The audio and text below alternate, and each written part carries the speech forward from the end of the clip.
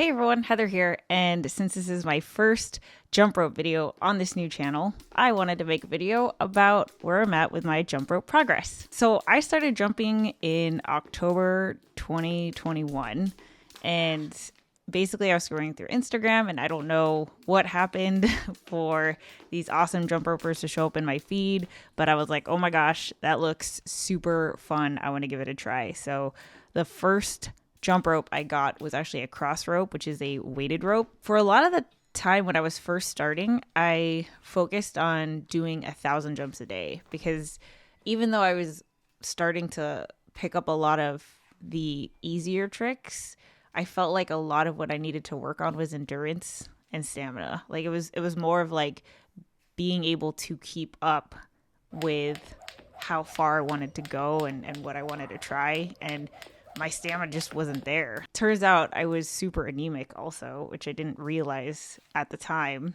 And I only recently got taken care of, which I think that's part of the reason why I've leveled up so much in my jump rope journey recently, because I, finally started to address the anemia problem. But anyway, aside from that, I did 1,000 jumps a day straight for a long time. Like I want to say, 150 days or something like that.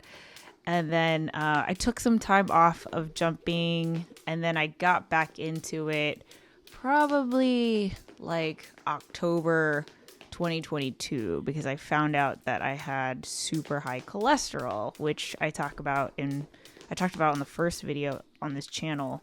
But I was like, I need to exercise. I need to start doing more cardio to help lower my cholesterol. Let me pick up the jump rope again. So yeah, I've been jumping pretty regularly, and for a long time I felt like I was plateaued. Like I just kind of would just jump, like just there's no like special moves or tricks or anything. I was just jumping without tripping, and I used my 1/4 pound cross rope a lot, and that was fun. That was cool. That's what I wanted to do, but for some reason I really did feel like I couldn't level up to my beaded rope. I've had my beaded rope for a long time, and I know that the beaded rope is the best rope to learn tricks, which is what I do want to focus on. But for some reason, like every time I would change to my beaded rope, I would trip.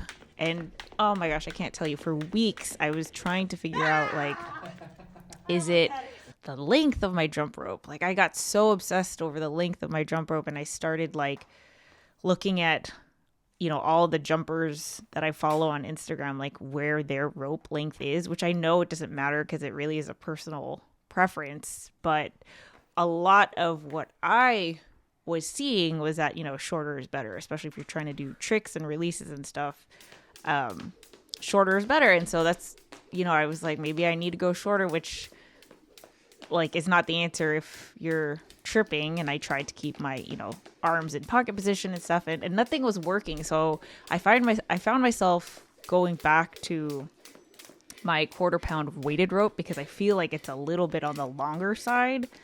I tried shortening it, but then I trip again, and then I don't know what happened. I think what happened was I picked up my beaded rope and I was like, I'm not gonna jump, I'm just gonna practice the mic release, because you actually don't need to jump it, right? Like obviously that's the goal, but to actually do the release part, like you could just catch it and not jump it. So, oh my gosh, I just drilled it for weeks, just in the living room, like boom, boom, twisting this rope, trying to catch it, trying to get the loop. Man, I can't even tell you. I remember having the thought of like, I must really love doing this because I've done it 500 times and I could do it 500 more and it would still be super fun. That's like, okay, that's not even dedication. That's like, okay, I must really enjoy this process. And finally it clicked. I think like a month ago is probably when I started catching the mic release, and then eventually trying to add the jump was hard, but I did it. I cannot do it on my other side with my left hand. Look, boom, look at that. Look at me go. Woot, woot, woot. Bam. Oh, yeah. That's like, I'm not consistent with the mic release, but I can feel it when I do it right. So it's just about like drilling it once I unlocked that, that's when I completely switched to my beaded rope. Like I just stopped picking up my cross rope. I also hurt my shoulder like a few months ago, so I didn't want to put that extra weight on my shoulder, even though like with the mic release, it's just me spinning specifically with my right shoulder over and over and over again. But yeah, I finally felt like I made that transition. Not that the cross rope is like a newbie rope or anything, but I wanted to do tricks, and I can't do tricks with the weighted rope, especially, you know, because the handles are super heavy and the rope is heavy in general. So to level up to the beaded rope and to do the mic release, to actually jump it, to try to incorporate different tricks, like I finally felt like, oh, this is what I've wanted to work towards, and I'm actually here, and it feels awesome because now I feel like I can get kind of in a groove that's not just like, you know, that goes beyond like doing crosses or side swings. Like I feel like I can kind of zone out with the music and just like groove, you know? So that has been really fun. But now I feel like I'm at the next plateau where you know, I kind of do the same thing like every time, and I'm not really sure how to level up from here. Oh, that was the end of my jump rope session. I'm just going to play it again while I finish this thought. So we're just going to start over. Boom. Okay, yeah. So like my thing right now that I'm working on is I'm not sure how to level up from here. I feel like I've been thinking like, how do you get better at something, right? Because to me, the way that I see jump rope is like, it's kind of like dancing, right? So you learn the basic moves, you learn the steps, right? You have the foundation of like, this is what a side swing is, this is what a cross is, this is like, you know, what a mic release is, and you learn all those things. But then eventually what you want to do is get to the point where you can combine all of those moves in a way that kind of expresses your individual style, right? Like your freestyle style. And I feel like I'm kind of in the middle there, but I also don't know how to get to the point of like beyond that. I did try to shorten my beaded rope the other day, which was like, as soon as I did, I instantly regretted it. So I just went back, and I have accepted like, okay, I know that if I had a shorter rope, or if my rope was shorter, it would probably be more efficient, and it would probably get me to learn good habits, but also it wasn't fun. Like I kept tripping, and I was like, at the end of the day, if I'm so frustrated to the point where I'm not having fun anymore, like what's the point of all of this, right? So I was like, I'm going to go back to what feels comfortable for me. And like, maybe there will be a time where I shorten the rope, but for now, like, I just want to get into that like flow state as much as possible. And I feel like if there are things that I'm too focused on or things that are interrupting that, then, you know, it kind of takes away from that. So that's where I'm at. I do have the Fancy Feats app, which is Lauren Jumps' app, which has been awesome. Like it really, I love it. I know, you know, people are kind of like, oh, it's super expensive. It's $25 a month, but I love it. To me, it's the equivalent of like, you know, it's the closest thing that I'm going to get to being able to take a like an in-person workshop by her. It's fantastic. But again, it's like she's teaching me, or I'm learning these individual moves, but how do I string them together in a way that like I'm having fun?